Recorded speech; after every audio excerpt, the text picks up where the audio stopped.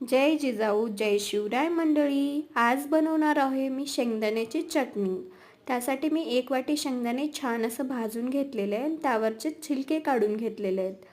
आता मी ते 2 चम्मच तेल टाकून यामध्ये शेंगदाणे छान असं फ्राय करून घेणार आहे. छान असं लालसर फ्राय मी इथे करून घेतलेलं आहे.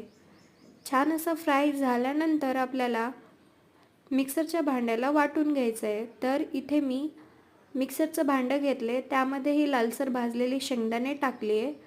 नंतर मी लसणाच्या पाकळ्या टाकते आहे. त्यानंतर मी थोडेसे जिरे इथे ॲड करणार आहे आणि मी लाल मिर्च पण इथे ॲड करणार आहे. थोडंसं नमक टाकून मी जे आपण तळलेलं तेल आहे तेच 2 चमचे यामध्ये टाकून मिक्सरला वाटून घेणार आहे. ही बघा आपली चटणी इथे बनून रेडी आहे. ही चटणी आपण भाकरीसोबत पण खाऊ शकतो, चपातीसोबत पण खाऊ शकतो. Thanks for watching.